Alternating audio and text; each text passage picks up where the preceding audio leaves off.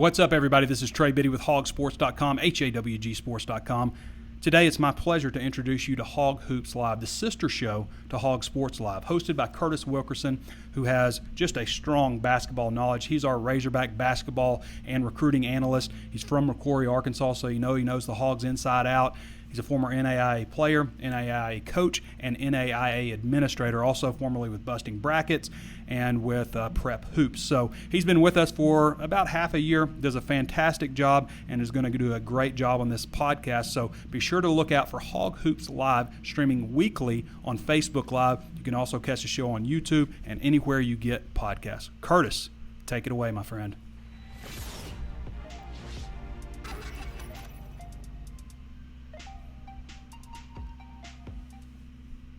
Good morning, everybody, and welcome into Hog Hoops Live, episode number 3. I am your host, Curtis Wilkerson. You can find me alongside Trey Biddy and Danny West on the team at HawgSports.com. Today on the show, we got a lot of things to talk about, even though it's been a little bit of an off period for the Hogs who haven't played a game since Sunday. But we're going to talk about what we've learned about this team throughout their 6-0 start. We're going to preview 2 important upcoming key non-conference games for the Razorbacks against Oral Roberts and Abilene Christian over the next couple days. We got some news on a couple incoming Razorbacks. All that and more. Thanks for joining us today on Hog Hoops Live.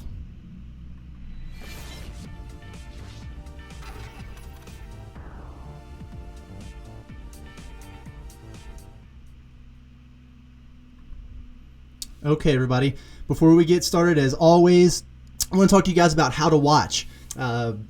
If you're joining us right now, if you're with us, obviously you're on Facebook Live. You can find us on the Hog Sports page. If you haven't already subscribed, go ahead and do that. Give us the thumbs up, like the page, and join us there. Hog Hoops Live has its own YouTube page where all these videos are posted after the content is complete. So make sure you hop on there and subscribe to that as well, so you can come back and watch the videos if you happen to miss them for some reason.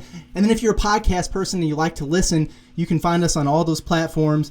Apple, Spotify, Stitcher. Hop on there, give us a 5-star review, throw a comment our way. It helps us generate traffic. It's a good thing for the algorithms. A new show, we're trying to generate some traffic there, so if you do that, we definitely appreciate it.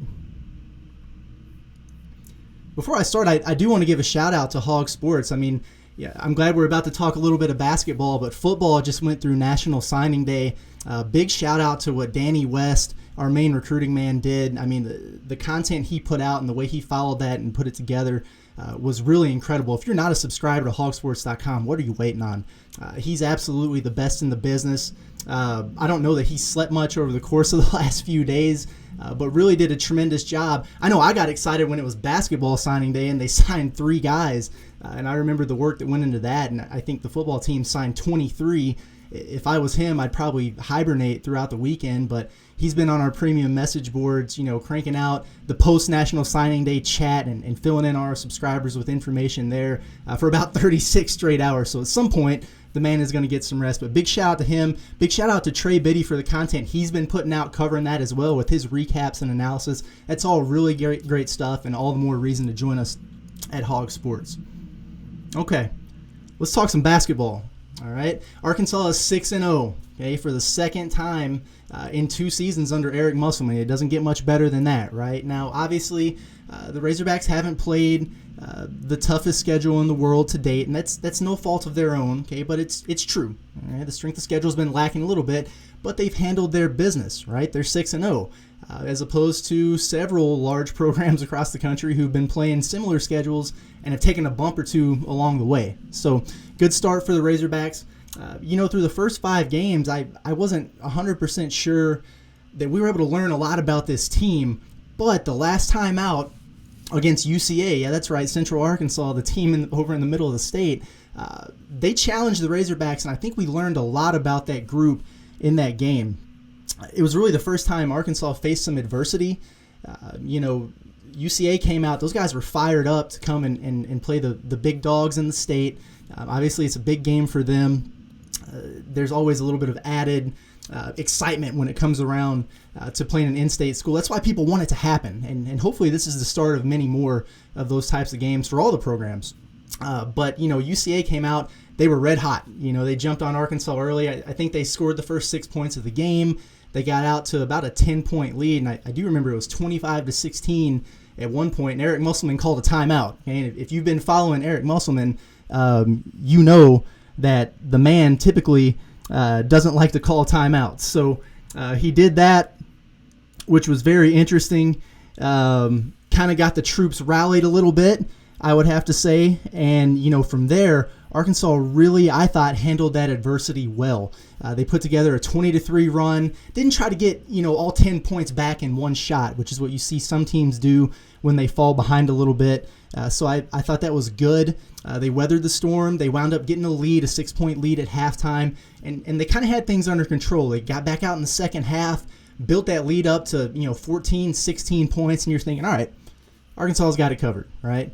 Wrong. Okay, UCA wasn't going away, and this is a team that shoots the three ball very well. They play at such a fast pace that they can put a run on you pretty quick, and they did. So they cut it down to, I think it's close to 6 eventually, and that's kind of that point where the momentum is shifted.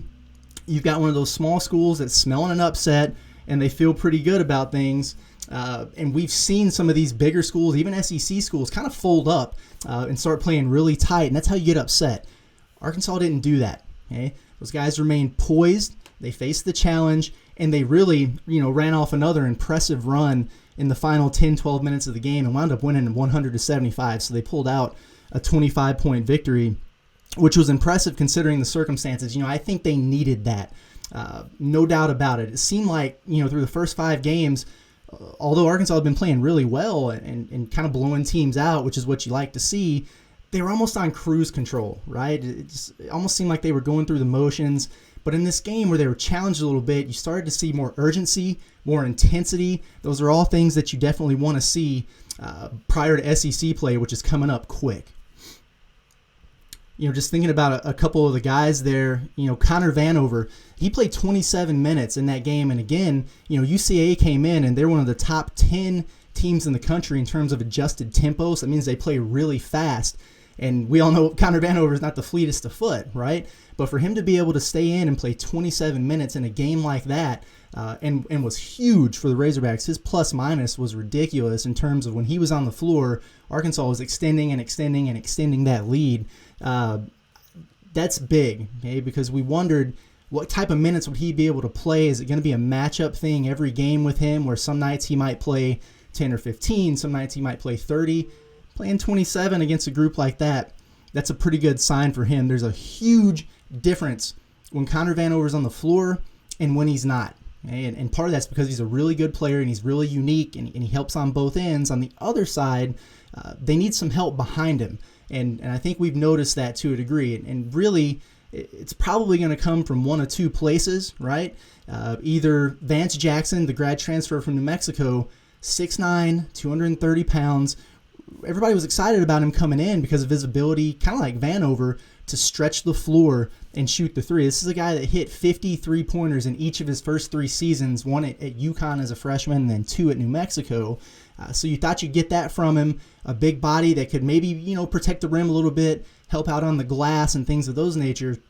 He hasn't necessarily done that yet. Now, he did play better against UCA, got a few buckets inside, got a nice steal, and threw a really just pretty transition alley-oop pass to Justin Smith for a dunk, and everybody enjoyed that. But you need to get some more out of him. Is he a guy that can back Vanover up at the 5 for significant minutes without a big drop-off, especially from a defensive standpoint? I don't know. Maybe the answer is Jalen Williams, the freshman from Fort Smith. 6'10", he put on some good weight. He's really been the opposite of Vance Jackson in terms of he's been doing all the little things in terms of taking charges, defending the post well. He's coming up with some block shots. He's a volume rebounder. I mean, when he's in the game, he's going to start snagging rebounds. I mean, I'm sure his per 40 rebound marks, I don't have it in front of me, but I guarantee you it'd be in double digits. So, do one of those guys emerge and really grab a hold of that spot behind Vanover? Because there's going to be some minutes there that are needed, and he'll get in some foul trouble and things like that too. Is it going to be a combination of the two? I don't know, but I think that's important for the Razorbacks to really start to determine over the course of the next 2 games before they get into SEC play. Jalen Tate, the point guard, grad transfer point guard from Northern Kentucky, I thought he looked incredible against UCA. he's not even playing 100% right now. He rolled his ankle the game before and is dealing with that. You can see him hobbling a little bit, especially when he had to move side to side. Also sounds like he had a finger or a hand thing going on, but he had 17 points, 11 assists, 0 turnovers. And you can't really ask for much more than that from your point guard. Really strong performance from him. And aside from the numbers, if you just watched the game and just watched him against UCA, it was really clear that things are really starting to click for him in terms of mastering the offense, developing the chemistry with his teammates. He looked really comfortable, and that was, I think, evident by some of the passes he made, just really threading the needles and hitting cutters and making some no-look passes and things like that. When guys start doing things like that, he had a little bit of swagger about him. You can tell that he's really locked in. That's huge for the Razorbacks. Another thing to keep in mind, the offense obviously is a little sloppy early. They've been running a different play to get Justin Smith open in the post on just for a good post-up opportunity to start every game, and they've converted on it in every game until the UCA game. And so they turned the ball over there. They had turnovers on their first couple possessions. They got down 6-0. The offense looked a little bit sloppy, and then all of a sudden, we're less than 2 minutes into the game. Musselman turns to J.D. Note off the bench. He wasted no time getting a scorer in there off of the bench. I think that's telling, okay? We really saw both ends of the spectrum from JD in the game. Coach Musselman called him streaky at the beginning of the season. That is absolutely true. I mean, he went 2 for 9 in the first half, and, sometimes he's guilty of trying to do too much, and he'll force some shots, but for the most part in that first half, he was getting open looks on the perimeter, and they were just rattling in and out. But he did a nice job, I think, of keeping his confidence. In the second half, his teammates remained confident in him. He was really the catalyst there towards the end. He basically closed the game by himself, in my opinion, by rattling off 17 of his game-high 22 points over the course of the last 7 or 8 minutes. I think he hit a few threes there. He was getting to the rim. So that was very interesting to see. When you take a look at this team, and you wonder who's the go-to guy going to be. I mean, that was something that Musselman was unsure of coming into the season, right? Who closes games? Who are you going to be confident giving the ball to and saying, hey, go get us a basket? Last year, that was Mason Jones, obviously. This year, who's that guy going to be? I think this team's a little bit different. And I asked Coach Musselman about that because they've been so balanced. And he even brought up the point that the team has had 5 different leading scorers in 6 games this season. I think you have 5 guys averaging double figures, a 6th that's really close to it. So it seems like you have a number of options there. And really what it boils down to is, I think, what exactly he wants to do there. So if you think about a guy that you need to create a shot, like Mason Jones did last year, where Muss would give him the ball, clear out, maybe you come set him a ball screen, but you're saying, hey, freestyle, man, do your thing, go get us a bucket. It's kind of like NBA teams, right? So that's like the James Harden method. Okay, dribble, beat your man, go score it. Well, this year that's JD Note. Okay, and it's interesting because he's coming off of the bench, but when they need that kind of bucket, he's been the guy with the ball in his hands quite a bit there. Okay, so that's one option. And you think about other NBA teams like maybe the Boston Celtics under Brad Stevens that are a lot more involved with their offense and their sets and things like that. Well, then you need a shot maker, okay? Not necessarily a creator as much as a shot maker. Well, that's Moses Moody, okay? And Musselman alluded to that yesterday. Just his length and his shot-making ability, it puts a lot of pressure on the defense. He's a threat to finish around the rim, 6'6", more athletic than he gets credit for. Obviously, he's a threat to knock down the three, but he does a really nice job of playing with high IQ, and he can create his shots off the ball by moving well without the ball, by utilizing screens, and really does a nice job of finding and getting to his spots to get a quality look. That's great. He could be that guy who could make that shot, but to make that shot, somebody's got to facilitate it. Okay, so that's going to be Jalen Tate, all right? And Musselman alluded to that, and just his ability to distribute, and we saw it with the 11 assists and 0 turnovers, but the way this team has moved the ball, over 200 passes per game the last couple games, it's really, really good ball movement. And if they can execute at a high level and get a shot for a guy like Moody, that's another way you could close games too. So, with a balanced team, the plus is you have a number of different options, a number of different ways to finish games. And I think that'll pay dividends down the stretch for the Razorbacks. So, again, I thought the UCA game was a really good experience for them. They learned a lot about themselves.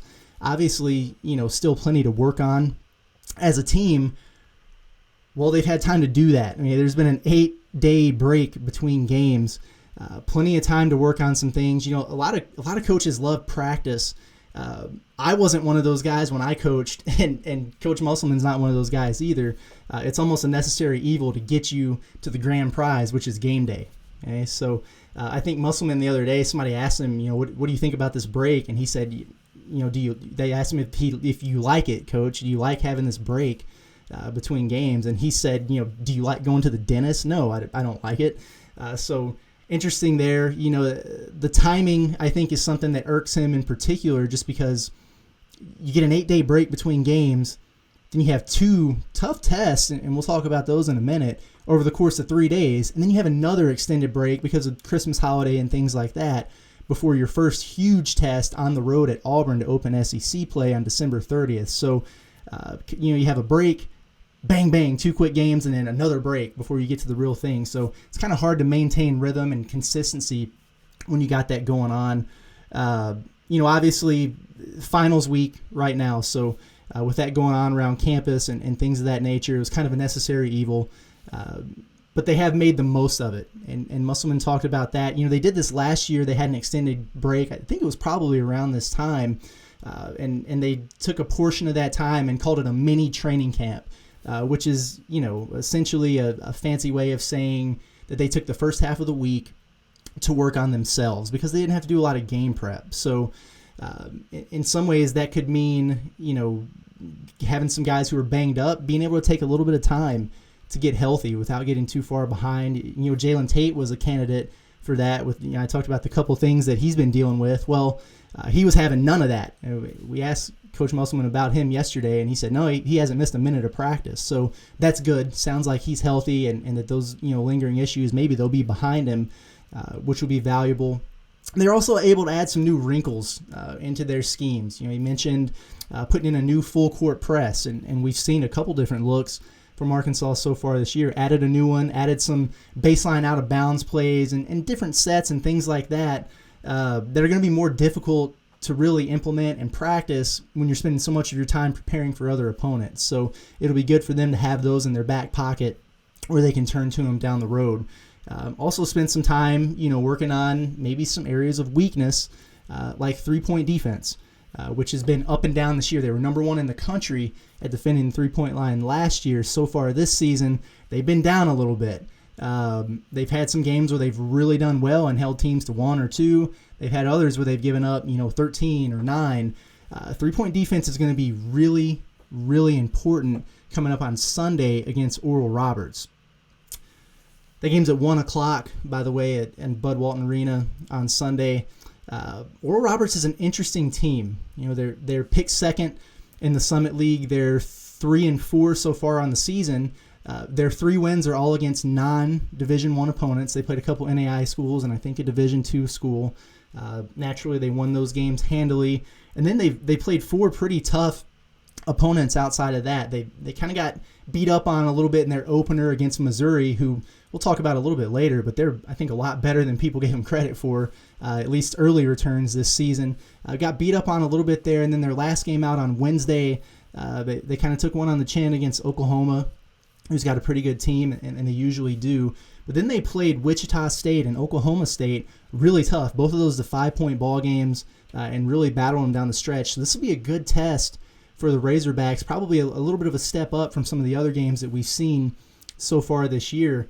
Here's the deal with Oral Roberts. They have 2 really, really fantastic players, and then they have 3-point shooters all over the place around them. So it makes them a really difficult team to guard. Just kind of taking a look at these guys inside the numbers a little bit. They're ranked 188 in KenPom. That's not very good, but I think that's drugged down a little bit because they've played some of that non-Division I competition. They're a capable opponent, no doubt about it. Averaging about 84 points per game, which is good. One thing is for certain, those guys can shoot the three. Okay, so they're averaging just under 13 three-pointers made per game. They're shooting it at about 37%. That's a good clip. And if you go and take a look at some of the box scores, against Missouri and then against Oklahoma, they didn't shoot it that well. I think they were held to 2 threes in one game, maybe 6 or 7 the other night against Oklahoma. But then against Oklahoma State and Wichita State, I think they hit 13 and 16. So that's how you stay in games, okay, against bigger opponents. If you're really knocking down the three, you can make up some ground. So we'll see how Arkansas defends the three-point line. Those 2 players for them to really keep an eye on. Again, Max Abesmus is their point guard.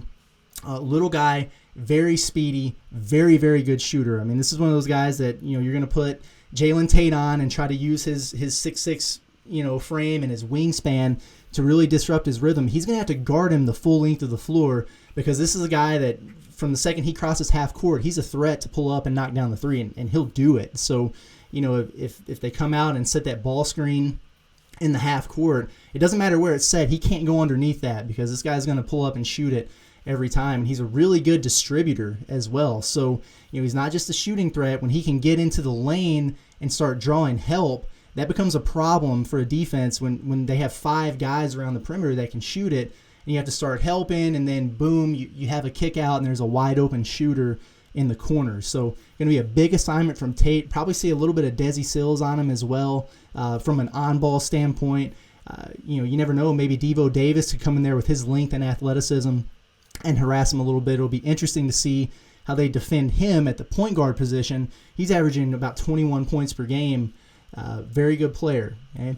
Then they have a forward to complement him, Kevin O'Banner, 6'8", very mobile, very athletic. He's a guy that's averaging just over 17 points per game and 9 rebounds for the Golden Eagles. He's kind of an inside-out guy where he can shoot the three. I think he's shooting it at about 40% on the season. He can put the ball on the floor and kind of attack off the dribble a little bit. He's solid in the post and rebounding. Can do a little bit of everything. That's a tough matchup for a guy like Connor Vanover. I mean, this guy Obanor plays the center position. I'm not sure Vanover's the guy to guard him. With as much movement and as mobile as he is in the ball screen game, they'll have to be pretty creative in how they handle that. Maybe you just kind of play drop coverage and let Vanover hang back and hope this guy's not hitting from three. It seems like he might be a little streaky. I would personally put Justin Smith on him. I'm not Coach Musselman, right? But I might put a guy like Justin Smith on him who matches up with him size-wise and in terms of athleticism. And then you can kind of hide Vanover. They do have a player, number 22, that's, he's 6'7", 6'8" forward, not shooting it very well, not near the threat from three that some of these other guys are. You could hide Vanover a little bit on that guy and maybe use him more as the person that comes down and helps and protects the rim against the 5-out offense. So it will be interesting to see what they do with him. And then, some of the shooters around him, Kareem Thompson, DeShane Weaver, both of those guys shooting it at a high clip from three. And then R.J. Glasper, this is a guy that walked on at Arkansas actually as a freshman, transferred and did really well with Arkansas Tech last year. Now he's moved back up to Oral Roberts and is doing a really nice job for them. So it'll be interesting to see him get out there and play a little bit as well. Again, defense is going to be really important. Defending that ball screen, especially when they have Abe Smith and Obanor involved in that at the same time. There's so many options, so Arkansas is going to have to be really disciplined there. And then offensively, though, I do think the Razorbacks will be able to score. They're going to have a big size advantage. This is a team in Oral Roberts that against D1 competitions giving up about 85 points per game. So I do think the Razorbacks will have the opportunity to score it on them. So we'll see how that one goes. But should be a better test, should be an exciting game. And then really, you play that one on Sunday. You have Monday to kind of rest and prep. And then Tuesday, Arkansas welcomes in an Abilene Christian team that's really good. And I'm not trying to hype them up. That way you guys watch the game. They're really good. Okay, so, coming into the season, I guarantee you I wouldn't have said, hey, I think Abilene Christian is going to be the best test in the non-conference. I guarantee you I didn't say that. I probably said, North Texas or maybe Tulsa before SEC play. Obviously, Oklahoma State is the best game. That's not until the end of January. But these guys have done a really nice job. They're 7-1 on the season, Their only loss of the year was a really, really tight road game at Texas Tech. We know Texas Tech under Chris Beard is a really talented team. They held those guys to 51 points in that game. I know Texas Tech likes to play kind of the methodical, slow it down, grind you out type of game, but to come in and hold a Big 12 team like that of the caliber of Texas Tech, I mean, you just saw them against Kansas last night in a barn burner. So that was a really impressive performance. You take a look at some of the numbers. These guys are excellent. Abilene Christian defensively, number 12 in the country in scoring defense, allowing less than 56 points per game. That's solid. Okay, top 20 in the country in 3-point defense. Okay, so opponents are only shooting 25% from three against them. We know that Arkansas is a team that shot it really well from three in terms of percentage and makes this season. So kind of a battle of strengths there. We'll see how that goes. Again, a solid team. They have a pretty deep bench. This is a group that plays 9 or 10 guys, regular minutes. They shoot the three pretty well as a team, over 35%. Really balanced. Nobody on their team, so I look at their stats here. Yeah, nobody on the team is averaging in double figures. They do have 3 guys that are sitting right below 10 points per game, 9.9, 9.8, 9.8. So kind of a balanced attack there. Really complete contrast to style from what we're going to see from Oral Roberts, a team that likes to get shots off quick, shoot a ton of threes. They like to play at a faster pace, not so great on defense. And on the flip side, you turn around, in 48 hours and play an Abilene Christian team. That's the exact opposite of that. It's going to try to grind you down, frustrate your offense by playing some suffocating defense, and score just enough to win. So really, I think a couple of solid tests for the Razorbacks going into SEC play. The other good thing about it, is these are 2 teams that have played against other good Power 5 competition. And so it could at least somewhat serve as, and you don't like to compare and contrast too much because every game's different, but it kind of can serve as a measuring stick for other voters who aren't really sure what to think of Arkansas yet just because they haven't played a lot of top-end competition. So, some impressive performances there, and maybe all of a sudden we start to see Arkansas get some more and more votes in that AP poll, and then maybe they can take off once SEC play starts. I think in this week's AP poll, they had 4 votes, which is the most they've had, but still not a lot, and it's not an indictment on, the potential of the team so much as it is you just can't get a good read on them until you see them play some people, right? The SEC, it's right around the corner. I mean, December 30th is the SEC opener. It's crazy. That's what happens when the season's pushed back 2 weeks. I mean, we've been playing for just over 3 weeks, and you're almost into SEC play already. That's crazy. Looking through this league right now, I do believe Arkansas can be a top 5 team in this group, maybe better, okay? Again, it's hard to get a read, and teams have been up and down, but if you take a look around, Kentucky has been an absolute mess, more so than usual. They always take a bump or two along the way, but man, 1-4, it seems like they have a big game coming up this weekend, but they need to start winning some games. They look uncharacteristically bad early on, but if there's one thing you can guarantee, they will improve. The talent is undeniable. Coach Cal is a good coach despite some of his other faults. They're going to be in the mix at the end. Missouri, talked about them a little bit. These guys are a surprise of the conference. I mean, bumped up into the top 25 here, undefeated, wins over Oregon, Wichita State, big win against Illinois, who's, I think, a Final Four contender. So really off to a strong start at Mizzou. This is the same group that they've had for 3 years now, for the most part, give or take a guy or two.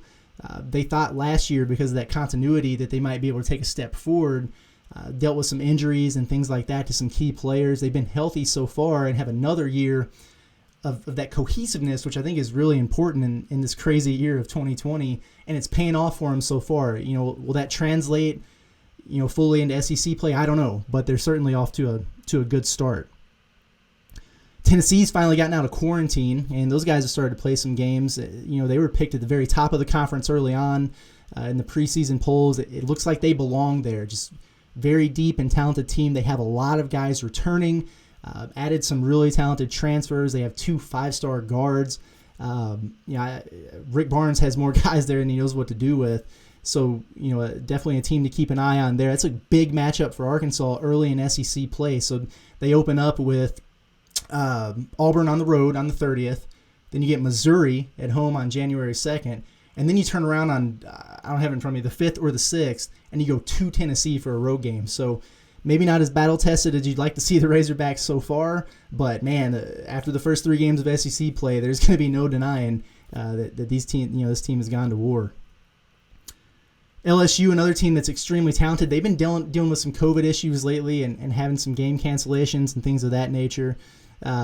Very talented team. I mean, Will Wade can get those guys for whatever reason, but very good. We'll see what the ceiling's like with them. Obviously, a lot of things going on at LSU right now. Off the floor. Really for all the programs there. So you don't know how that is going to impact things down the road. Everyone's hot on Alabama coming into the season. They're just so reliant on the 3-ball. Hey, if they're knocking it down, they're really good. I think they can beat anybody when they're on fire from 3, but when they're not, they're really, really bad. So up and down that you can't really rely on them, I don't think. And then Florida, a team that had a lot coming back and that they were, probably picked as a fringe top 25 team. Most people, I think, had them pegged 4th or so in the league. And I do want to talk about this for a minute. We all know about Kamani Johnson, really the star guard there for Florida that collapsed during the Florida State game. I seriously can't say enough how much it warms my heart to hear that he continues to make progress. And, it sounds like, he went from critical but stable condition to stable condition. Now he's, breathing on his own, talking on his own and things like that. And I don't know what his future is going to hold from a basketball standpoint, but that's such a scary situation. You're happy that he's still with us. And, so thoughts out to him and his family and really everybody over at Florida. That's a scary situation. But before I joined HawgSports, I coached and I taught at Lindenwood University.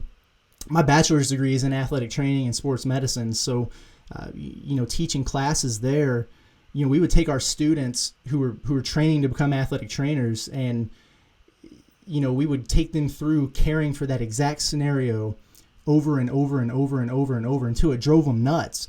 But that's because it needs to be second nature, because anytime a situation like that happens, 1, you're caught off guard because you never expect it. And 2, every single second is so important in terms of saving a life there. That immediate care, right, when something like that happens is just so important. And there's no doubt in my mind, if it wasn't for the job that, the Florida State and the Florida med staff did, the situation might be a lot worse. So a big shout out to them for doing a great job from an insider's perspective. That's very good to see. Okay. Back to some basketball. We do have some other news. Arkansas has added a walk-on for 2021. It made me happy to see this a few days ago. Local guy, Lawson Blake, 6'10 forward, from right here in Fayetteville, announced that he'd be walking on and joining the Hogs next season. Lawson's a really, really good kid. I got to cover him for a couple years, actually, when I was working as a scout for Prep Hoops over the last couple years. In my opinion, Lawson's a guy that's been a very much under-the-radar type guy at Fayetteville. He was playing behind Tamari Relaford, who's a really good back-to-the-basket post player for them. He's probably going to play, low major type basketball himself. So Lawson was kind of stuck behind him a little bit. He really made a name for himself, I think, playing with AAO on the summer circuit, which is, a collection of talent from right here in Northwest Arkansas. They were on the Prep Hoop circuit that I covered quite a bit. Really talented program. And, I saw a lot of growth in Lawson from his junior season into his senior season. I mean, he's 6'10", he's always been tall and wiry, but he really started to get a lot more coordinated, started filling out his frame, and there's a skill set there. He's a high IQ player, fairly mobile for somebody his size. I think he does a nice job as a screener and a rebounder. He's a good teammate, and was really starting to develop some better touch around the basket and in the mid-range with his jumper. He's not going to wow you with his athleticism or anything like that, but I evaluated him probably as a D2, maybe a low major type prospect. So the kid can play some ball, and I think he's really going to help the Razorbacks, in practice and things like that. Will probably step into the role currently filled by Emeka Obukwelu in that walk-on spot. So I think that's a pretty nice pickup there. Cool to have a local guy in. I think he's supposed to be at link year prep for a prep school year, but joining the Hogs next season. So congratulations to him. And then Kamani Johnson. Okay, Kamani Johnson is on campus. So the 6'7" forward that's transferring into the Razorbacks from Little Rock. We've talked about him. He was an all Sun Belt performer for them last year, averaged 11 points, nearly 7 rebounds per game. I said that you guys as Arkansas fans are probably going to like him quite a bit because he just brings something different that the team doesn't really have right now. He's kind of the toughness, physical, enjoys playing inside. He's not a guy that's going to try to hang out and shoot a bunch of threes. So a little bit more tough and a less finesse type of player. He did arrive on campus on Wednesday. He does have to wait for final grades to be posted and get through compliance and things like that before he can join the team and practice. And that was the plan originally. Well, then the NCAA on Wednesday released the news that they were going to approve just kind of a blanket eligibility waiver for transfers, similar to some of the things they've done, in terms of making this a free year of eligibility and things like that. Made a blanket waiver for the transfers, basically saying, hey, if you've transferred schools, we're not going to make you go through this crazy waiver process and state your case and evaluate it all. You're cleared. You're good to go. So all of a sudden people started thinking, hey, does that mean Kamani's cleared? Is he good to go? Well, no, not necessarily. Okay, so because he was actually a mid-year transfer, he doesn't meet the criteria. So this is kind of meant for the guys who maybe transferred in the spring or over the summer. They've been enrolled at their current school. They've been practicing with the team, and they haven't, gotten a waiver approved or whatever. They were just cleared, blanket waiver. A little bit different situation for Kamani, just because he took classes at Little Rock this past semester and, has to transfer and get enrolled in and things at Arkansas. So he's going to have to go through that waiver process, which, as Razorback fans know, can be frustrating. And even as Musselman knows, I mean, he talked about it in the press conference yesterday where, and we know this to be true, whether it's at Nevada or here at Arkansas, nobody takes more transfers and puts in more waiver requests than Eric Musselman and his staff, right? But nobody really has less success in getting those things done than they do. And he hasn't been able to figure out that process. I don't think the NCAA has been able to figure that process out. At the end of the day, for me in this situation, give the kid the damn waiver. Let him play, okay? At the end of the day, I understand it was intended for those who transferred over the summer and have been in classes and things like that at their current school. Fine. If you're the NCAA, are you really setting a dangerous precedent by clearing Kamani Johnson to play at Arkansas in the spring? I don't think you are. Okay, to me, it would be one thing if he was on the team at Little Rock and he'd been practicing with them, maybe playing in some of these early games, and then as soon as they announced, hey, we're going to do this blanket transfer waiver, then boom, he pops in the portal, announces he's coming to Arkansas, and then tries to, thinks he's going to play right away. That's one situation. Okay, but this is a kid who wasn't on the team this year. He announced his intent to transfer several months ago. He's been committed to Arkansas since October. He signed as soon as he could sign. It's been several weeks. What's it going to hurt letting him play, especially in a year like 2020? I really just don't. I think it's a non-issue. Now he's going to have to go through the process. Again, I'm not the NCAA, but hopefully he does get cleared and is able to take advantage of that free year of eligibility just like everyone else who's in a pretty similar situation to him. I don't know if he could help the team right away. There's a learning curve there. I mean, he's got to come in, get in game shape, develop chemistry, learn the plays and the schemes and things like that. But what I will say is there's a coaching staff that could make that happen quicker than others. It's one with kind of that NBA and professional flair like Coach Musselman and his staff. And then the fact that Kamani does bring, kind of a different skill set that could benefit the team, I wouldn't rule it out if he does get cleared. So it'll be interesting to see. Okay, I want to try to get to your questions and comments here.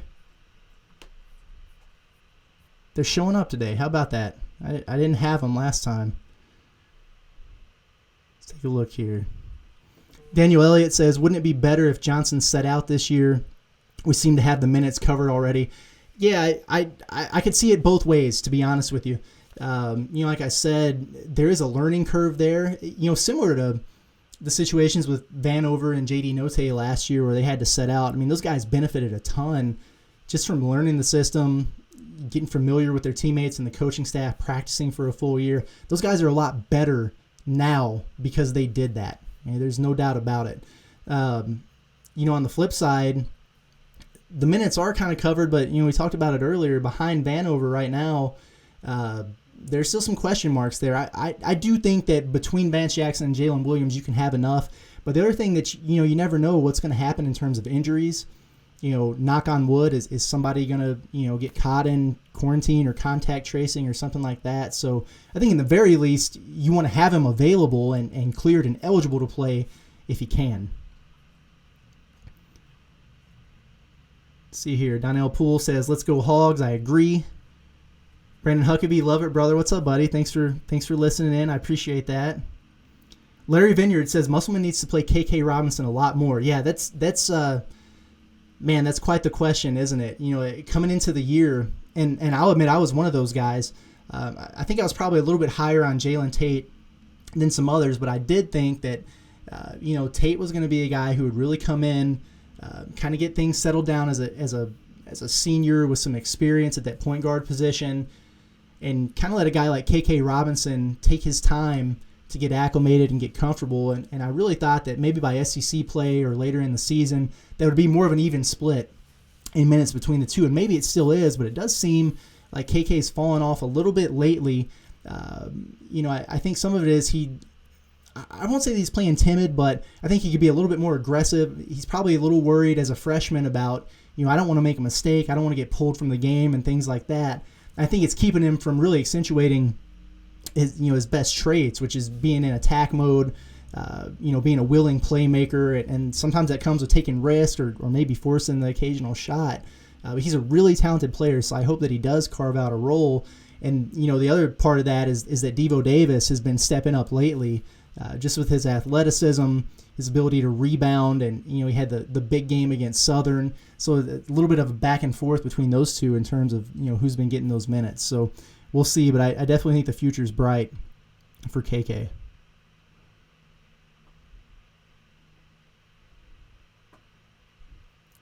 Larry Vineyard says, top coaches never put their star recruits on the bench, and you wonder why the Kentuckys of the world stay loaded. Yeah, it's like a double-edged sword to a degree.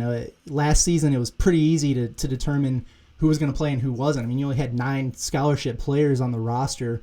It was pretty clear who the guy was and who the backups were. This year, there's some truth to what you're saying. It's a highly touted group. Any way you look at it, I mean, you do have a returner in Desi Sills, and then you have a lot of transfers who are highly regarded, who you brought in with the purpose of helping you, and then obviously, a top 10 recruiting class. That's a lot of mouths to feed. We knew coming into it there were going to be a couple guys who'd be unhappy with that role. At the end of the day, I think it's how you respond to it. Are you going to pout and then let it affect your ability to practice and affect you when you do get your opportunities? Or are you going to keep your head down and continue to work and then, kind of make a case for yourself, similar to what Devo did? He's told us in interviews before that it was really difficult on him coming in as a freshman and, being a little bit behind and trying to play catch up and pass people in the pecking order. But Musselman said about Devo that he didn't flinch and he just kept his head down, kept working hard, and has made the most of his opportunities. And that's really all those guys can do at this point. Jonathan Parker says, "What's wrong with Henderson? Haven't seen him play."